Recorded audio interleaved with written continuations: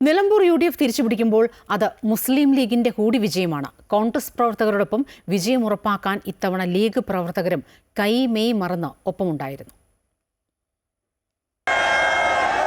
നിലമ്പൂരിലെ UDFിന്റെ തിളക്കമാർന്ന വിജയത്തിനു പിന്നിലെ പ്രധാന ഘടകം മുസ്ലിം ലീഗായിരുന്നു.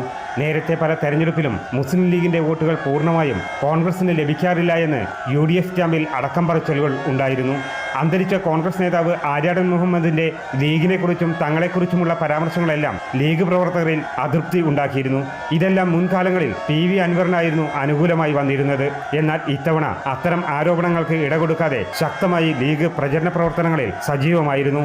മുസ്ലിം ലീഗിന്റെ മുതിർന്ന പ്രവർത്തകരെല്ലാം മണ്ഡലത്തിൽ സജീവമായി. പ്രചരണത്തിന്റെ അവസാന ഘട്ടത്തിൽ ഹജ്ജ് കഴിഞ്ഞ് തിരിച്ചെത്തിയ മുസ്ലിം ലീഗ് അധ്യക്ഷൻ പാണക്കാട് സാദിഖ് അലി ശിഹാബ് തങ്ങൾ തന്നെ പ്രചരണത്തിന്റെ നേതൃത്വം ഏറ്റെടുത്തു.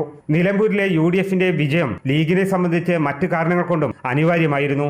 വരുന്ന നിയമസഭാ തെരഞ്ഞെടുപ്പിന്റെ സെമി ഫൈനൽ എന്ന് വിശേഷിപ്പിക്കപ്പെട്ട നിലമ്പൂർ ഉപതെരഞ്ഞെടുപ്പിൽ തോറ്റാൽ അത് 2026 അധികാര പ്രതീക്ഷകൾക്ക് തിരിച്ചടിയാകുമായിരുന്നു. മുസ്ലിം ലീഗ് അടക്കമുള്ള ഘടകകക്ഷി നേതാക്കളുടെ ഈ സഹകരണം തന്നെയാണ് ടീം UDFിന്റെ വിജയമാണ് നിലമ്പൂരിൽ ഉണ്ടായതെന്ന് പ്രതിപക്ഷ നേതാവിനെ കൊണ്ട് പറയിപ്പിച്ചത്.